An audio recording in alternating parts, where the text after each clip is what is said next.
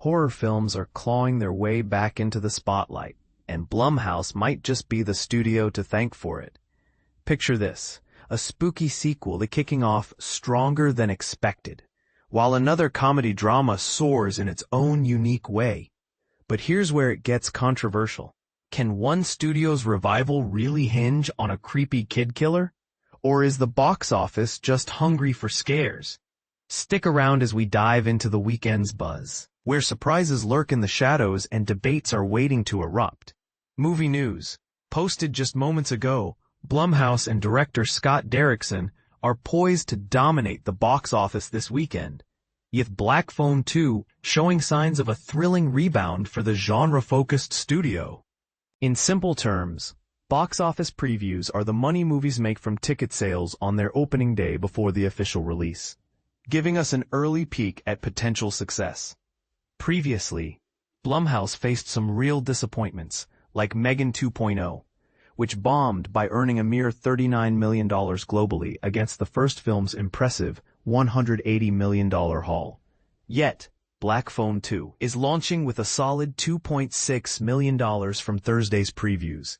If this pattern holds, the sequel could rake in around $18 million domestically, with optimistic analysts even speculating it might break $20 million. For newcomers to the industry, this highlights how crucial those first few screenings are. They can predict whether a film becomes a hit or fades away. To put it in perspective, the original Black Phone hit theaters during the tail end of the COVID-19 pandemic, a time when movie theaters were still recovering and audiences were cautious about returning. Despite that, it pulled in $3 million in previews and climbed to $23.6 million in North America. Imagine the excitement now, with cinemas fully back in action. Could this sequel repeat or even top that performance? And this is the part most people miss.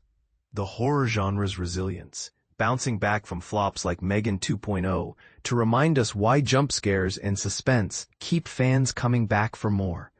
Meanwhile, Lionsgate and star Aziz Ansari's Good Fortune, featuring a stellar lineup including Seth Rogen, Ansari himself, Keke Palmer, Sandra Oh, and Keanu Reeves, brought in $725,000 from its previews.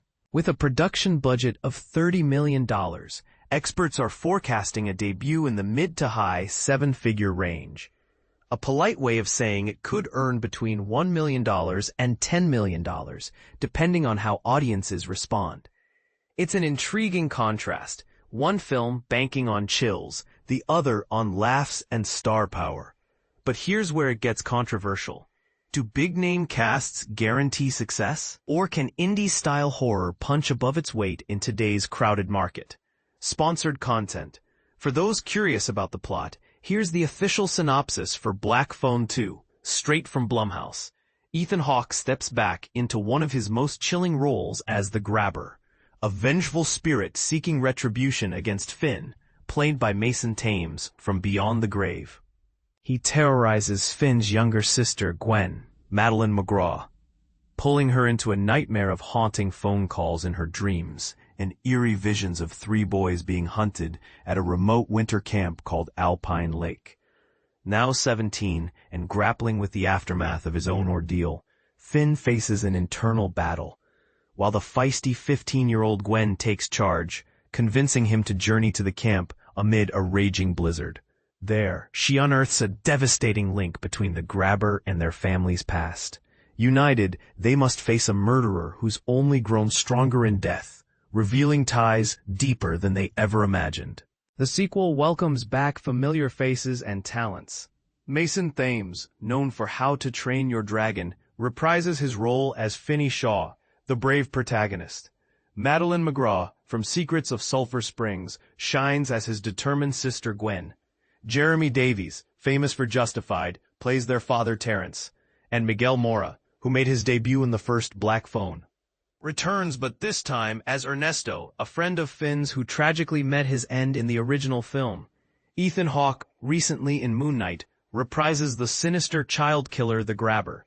Newcomers include Demián Bichir from The Hateful Eight, Ariana Rivas, Working Man, and Anna Lore, Final Destination Bloodlines. About the author, news editor, or columnist, Favorite movies? Death to Smoochie, The Big Lebowski, Fear and Loathing in Las Vegas, The Crow, K-pop Demon Hunters, The Sword in the Stone, Spirited Away, The Fisher King, The Shining, Planes, Trains, and Automobiles, The Burbs, The Babadook, Summer Wars, The Princess Bride, Mad Max Fury Road, The Game, In the Mouth of Madness, Who Framed Roger Rabbit, Monsters, Inc., Amelie, Fight Club, Oh Brother, Where Art Thou? Likes immersing myself in rich soundscapes through high-quality headphones, diving into comic book worlds, enjoying film and TV, savoring a fine whiskey, admiring scientifically minded Canadians, rocking pajamas out in public, indulging in pancakes and bacon, and taking leisurely strolls along the beach. What do you think? Is Black Phone 2 destined for horror greatness, or will it fizzle like some of Blumhouse's recent efforts? And does good fortune stand a chance against star-studded comedies in a post-pandemic world? Share your thoughts in the comments. Do you side with critics who say horror sequels are overdone, or believe they can innovate and thrill anew? We want to hear your take.